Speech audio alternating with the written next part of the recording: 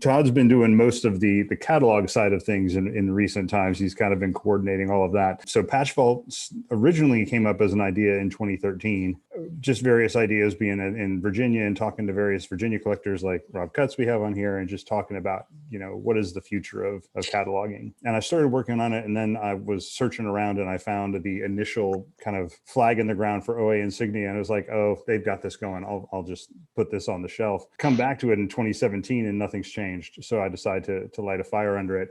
And the entire impetus for the concept really came out of a couple calls I had with Rob, where one thing that stuck with me was that the image is the best descriptor of a patch. And that was really kind of the guiding principle when I started building this. So we started off and I brought Glenn Chase on board. Glenn runs VAOA. And Glenn and I kind of started off, I was doing the code and Glenn was kind of coordinating what all the Virginia collections were and pulling all that together. And we launched that at Conclave in SR7A and built it out and started having other people started getting interest. Todd came on with Dustin Ferris and they were like, we want to do Pennsylvania. I'm like, go have fun. and that's where that's pretty close to exactly the words, the conversation. and a lot of the concepts here, a lot of the people we talked to were either frustrated with various things in the past or various ways things had worked. And I was kind of the mentality of that the lodge is really, or the collectorate of a lodge, if it's been shuttered or things like that, are really the people that know the most about it, right? I don't know anything about Pennsylvania lodges. Why should I be saying this is an S32?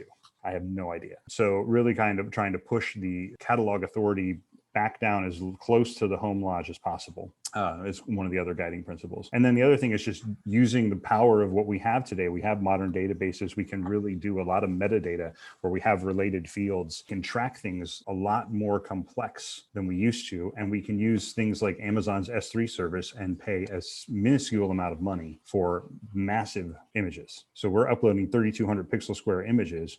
We have over 30,000 of them, and we're paying less than $100 a month for all that file storage. And that's something that I think, John, we get pinged about a lot is, isn't that a little bit of overkill? And the short answer to that is, it is maybe for now, but in 10 to 15 years from now, when smartphones are a little bit better, or when you have different technologies in play, it may not be overkill. And it's better to kind of do it right the first time and have 25 years where you don't have to touch it again. And it's a great point with the storage as well. We could have never done this in 1998. No way. Yeah, my old Smith Micro 1U server with 2 9GB SCSI drives would already be smoking.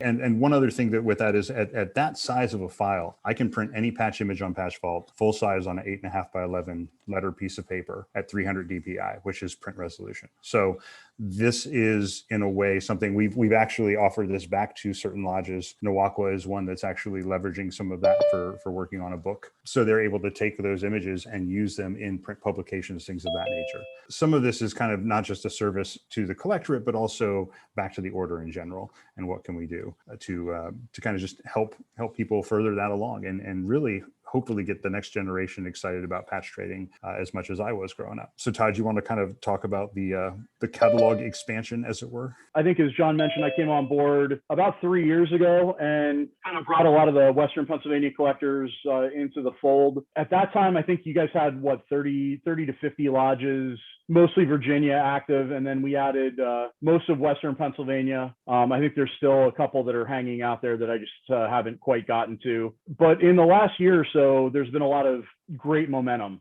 We've seen a lot of interest. We've had a lot of people go in and say, okay, I want to get my lodge in here. I like the way this looks for this other lodge I collect. I can help you guys with some images. What do we need to do? It also probably doesn't hurt that with COVID hitting, I've been telecommuting most of the last year. Looking at my hours for the last year, at least 60% of my time was telecommuting from home. So while I'm running large file simulations and models on my work laptop, I have lots of free time. Been doing a lot of image editing. What do you think, John? Like 10,000 images maybe that I've probably edited? In the last year, probably. So, what you're saying is that 60% of your time in this past year has been spent on PatchVault.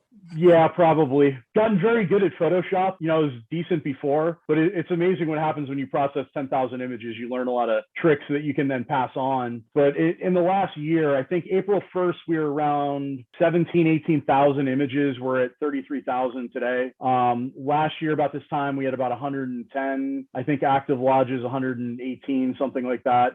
We're at 265. If we wanted to, we could probably flip on 4 or 5 more that are, relatively speaking, complete. But that being said, we're making good progress. I see George on here. He and I have been working a lot in the last week to get Lodge 49 on there.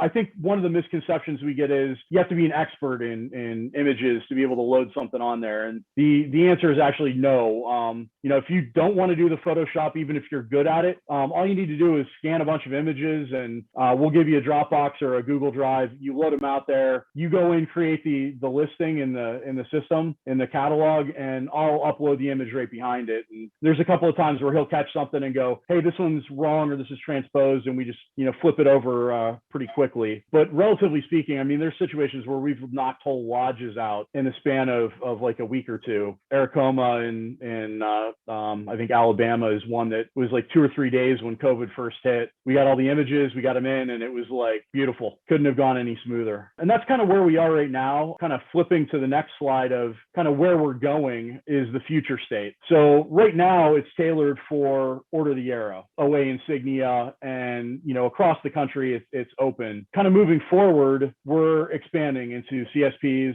ultimately JSPs at the council level. We've been having conversations with several people about camp images as well, getting a better repository to move things over and be able to document that, areas and sections, and then just also some enhanced functionality such as checklists and maintaining a needs list and a want list. I think that's actually probably the thing I use the most is the needs list. Pittsburgh Traderie last year, kids came in and were like, oh, here's my needs list, and they pulled it up on PatchVault, and we were able to just go through. And it just so happened that was the weekend OA images went down, and none of us noticed because we were all going through our needs list there. And it wasn't until most of us got home that we saw the email trail, and it was like, ooh. So this is kind of where we're moving. I'll kick it back to John for more of the technical details of and nuances of how we're getting there. Yeah, and some of this is the design that we're building out right now. Multiple listings is a major rewrite I've been working on for 6 months. Basically, instead of saying that there is only one listing, often we have patches that exist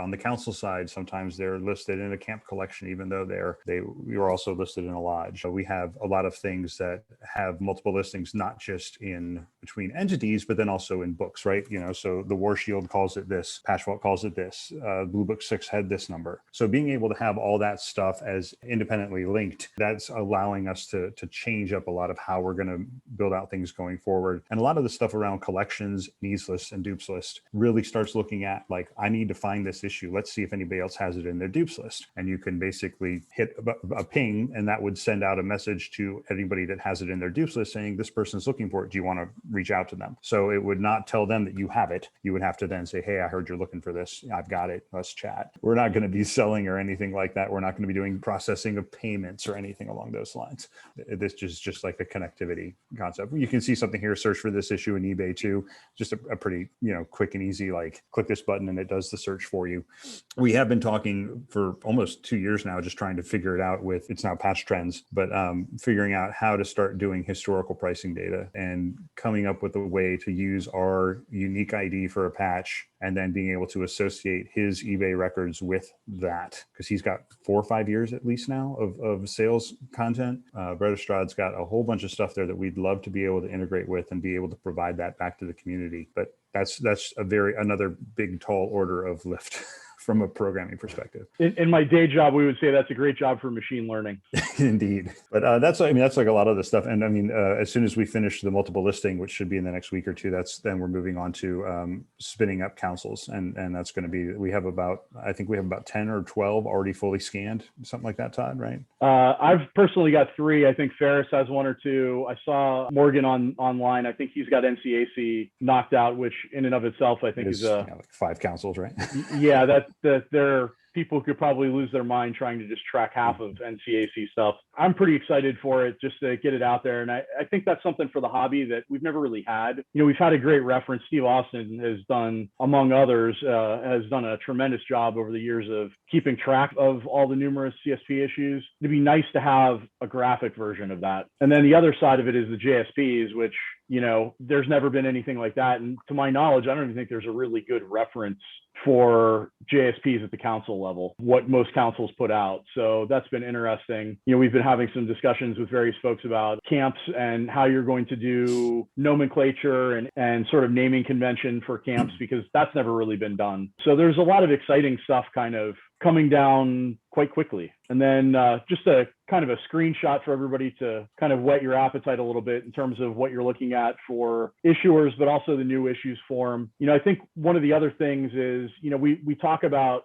CSPs, but a CSP can also be a lodge issue or a CSP. It'll be nice to be able to kind of potentially upload them, is simultaneously the right word, but upload them and have basically one picture for two different listings. There's some oddities too, like Blue Heron has an event patch they use for their LLDC, and they used it for years. And so, but it is listed 7 times in the events listing for Blue Heron. It's the same patch. So you either have to go through and say you have 7 of it, but then mentally know that I only have 1 of it, but I have it. Things like that. That's kind of some of the reality of once you start working on real data, it's all like, oh, this is weird. How do we catalog this better? How do we fix this? Yeah, and I think this is also a great segue. If you like what you see with many of the lodges that are out there, or like what you're hearing, feel free to reach out to John, Glenn, myself. Glenn and I are happy to help work with you on the image stuff. We try to do that so John can focus on the development side. We've got some folks that are all of a sudden get an email, hey, I've uploaded 30 or 40 more images, and then maybe 2 months of silence. They get busy with life and work and kids. And this is a marathon. It's not a sprint. We're happy to get whatever time and effort you can spare. The other thing is I'm happy to show anybody, if you're looking at this going, I kind of wouldn't mind learning how to do some of the image editing. I'm happy to sit there and set up a call like this and just walk them through Photoshop elements. This is what you're going to do 90% of the time. This is what's going to be needed and how you edit an image. And then when you have a problem, just let me know and we'll work through it. If you catch me at a Trader E, I'm happy to scan items for you as well. And that's another thing. We get folks that are like, well, I don't really have a scanner. And there's a couple of instances where, I just go on Amazon and I've mailed somebody a scanner. It doesn't have to be a super high-end scanner. I think there's like $80 ones. And then when they're done, have them ship it back to me and I'll mail out another one to the next person that needs it. If there's questions about an issue, we use the ISCA's 2017 guide that Aaron Bishop and Tracy Messler put together. And then Aaron is sort of our go-to guy if there's really any questions. And I can't think of really more than maybe half a dozen times where we had questions or problems. And some of them were really kind of wonky, one-off.